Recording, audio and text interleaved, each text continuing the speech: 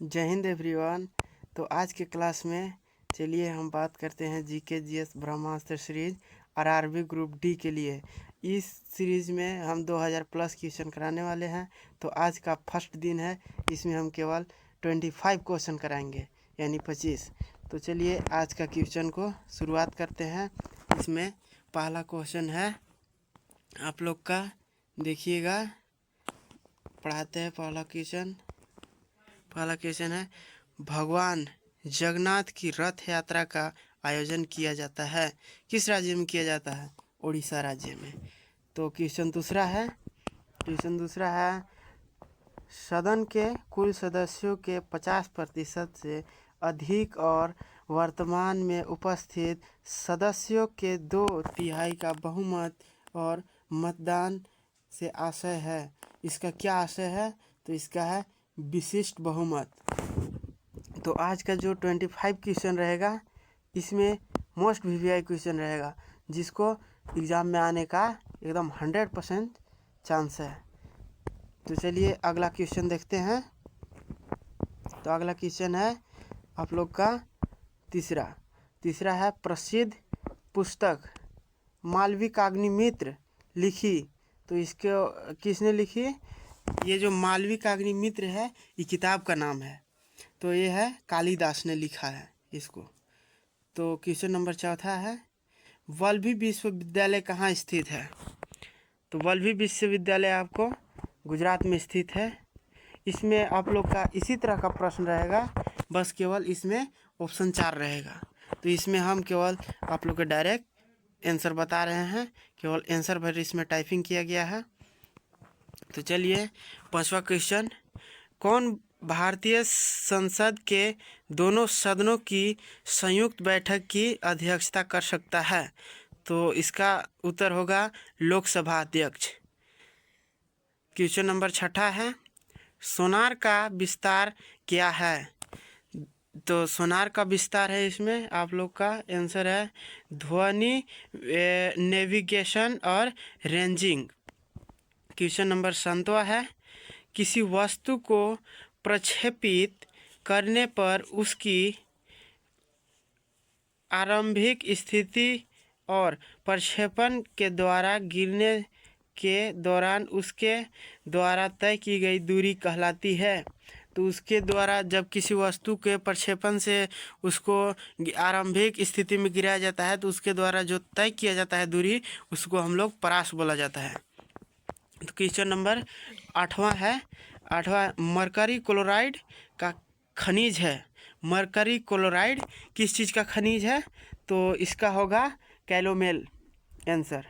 Question number 9 है, संसद के द्वारा संविधान की प्रक्रिया और उसके संशोधन से जुड़ा अनुच्छेद 368 भारतीय संविधान के किस भाग के अंतर्गत संग्रहित है? तो भारतीय संविधान के 20वां भाग के अंतर्गत संग्रहित है, यानी 20वां भाग के अंदर यह आता है। क्वेश्चन नंबर 10, बेंजेनामाइन का सामान्य नाम है। तो इसका नाम है एनिलीन। ये देखिए, एक साइंस का भी प्रश्न है, एनिलीन है इसका। जो है क्वेश्चन नंबर 11 अब देखते हैं, प्रसिद्ध खिलाड़ी खसाबा जाधव का संबंध है। तो खसाबा जाधव किस चीज़ खेलते थे? कुश्ती खेल से इनका जो संबंध था, कुश्ती खेल ये खेलते थे। क्वेश्चन नंबर 12 है, संविधान के अनुच्छेद 370 के तहत कौन सा राज्य आता है? तो संविधान के अनुच्छेद 370 के तहत जम्मू और कश्मीर आता है। इसका राइट आंसर होगा जम्मू और कश्मीर। क्वेश्चन नंबर 13 है, प्रत्यक्ष कर है। तो प्रत्यक्ष कर क्या है? वस्तु एवं सेवा कर। तो आप लोग का क्वेश्चन नंबर 14, मार्शल आर्ट कैलिप्रियटस की उत्पत्ति हुई। तो इनका उत्पत्ति कहाँ पे हुआ था? तो केरल में। क्वेश्चन नंबर 15 है, 1952 में ओलंपिक खेलों में स्वतंत्र भारत ने अपना पहला व्यक्तिगत पदक जीता, जो आयोजित हुआ था। कहाँ आयोजित हुआ था? हेलसिंकी में। तो क्वेश्चन नंबर 16 है, दिल्ली के किस सुल्तान ने पहली बार कुतुब मीनार के निर्माण की शुरुआत की थी? तो कुतुबुद्दीन ऐबक ने। तो क्वेश्चन नंबर 17 है, नीति आयोग की सीईओ कौन है? नीति आयोग की सीईओ कौन है? तो अमिताभ कांत इसका आंसर है। तो चलिए अब हम लोग क्वेश्चन नंबर 18 देखते हैं।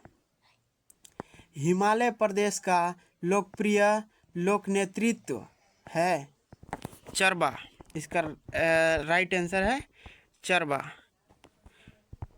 अब देखिए 19 क्वेश्चन नंबर देखते हैं। भारत के संघीय न्यायालय की स्थापना वर्ष में की गई थी? तो किस वर्ष में की गई थी? 1937 में। अब चलिए क्वेश्चन नंबर 20 देखते हैं। ओपन एंडेड और क्लोज एंडेड स्कीम के उपयोग की जाने वाली शर्तें हैं।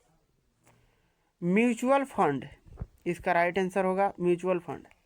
क्वेश्चन नंबर 21 है, समयावधि के अनुसार प्रो मार्शल ने बाजारों का वर्गीकरण किया है?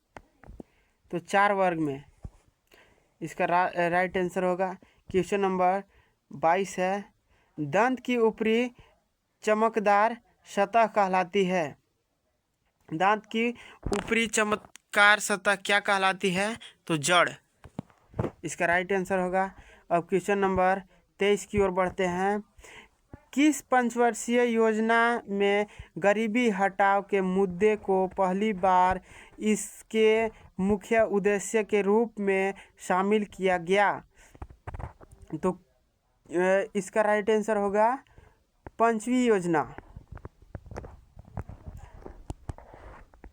अब चलिए 24 क्वेश्चन नंबर देखते हैं। भारतीय संविधान की संगठित विशेषता माना जाता है सशक्त केंद्र। इसका राइट आंसर होगा। क्वेश्चन नंबर 25 देखते हैं। 25 में है, राज्यसभा को अस्थाई सदन माना जाता है क्यों? क्योंकि सदन कभी भंग नहीं होता। इसका राइट आंसर होगा सदन कभी भंग नहीं होता, इसीलिए राज्यसभा को अस्थाई सदन माना जाता है। अब चलिए आगे देखते हैं। क्वेश्चन नंबर 26, आधुनिक मनु के नाम से किसे जाना जाता है? BR अम्बेडकर को आधुनिक मनु के नाम से जाना जाता है। क्वेश्चन नंबर 27 देखेंगे। तृतीय लोकमेज सम्मेलन कब आयोजित किया गया था? तो तृतीय लोकमेज सम्मेलन 1932 में आयोजित किया गया था। तो क्वेश्चन नंबर अगला देखते हैं 28 यानी 28वां क्वेश्चन। सिलिकेट खनिजों का एक समूह है जिसमें परिपूर्ण दरार होती है, जिससे वे पतली प्लेटों में आसानी से विभाजित हो जाते हैं। इसका राइट आंसर होगा, इसका राइट आंसर देखते हैं मिको। राइट आंसर इसका है मिको। तो अगला क्वेश्चन 29वां क्वेश्चन देखेंगे। जनसंपत्ति, इसका जनसंपत्ति का मतलब है पब्लिक पर्स। तो जनसंपत्ति यानी पब्लिक पर्स के संरक्षक के रूप में जाना जाता है। इसको जाना जाता है नियंत्रक और महालेखा परीक्षक। तो क्वेश्चन नंबर 30वां। अब चलिए 30वां क्वेश्चन देखते हैं।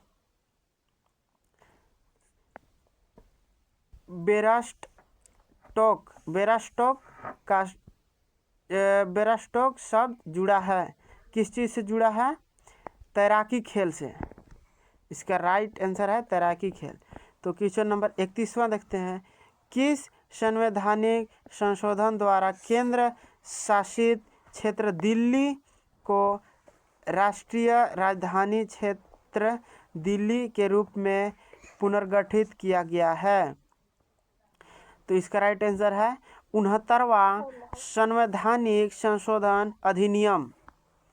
69वां संवैधानिक संशोधन अधिनियम के द्वारा इसको संगठित किया गया था। क्वेश्चन नंबर 32 है। तुगलक वंश की स्थापना किसने की? इसका राइट आंसर है गयासुद्दीन तुगलक ने। गयासुद्दीन तुगलक ने। इस अगला क्वेश्चन है 33वां क्वेश्चन। केन्या की राजधानी कौन सी है? तो केन्या की राजधानी है नैरोबी। तो आज के क्लास यहीं पे समाप्त करते हैं और इसी तरह आप लोग जुड़े रहिएगा अगला क्लास के लिए।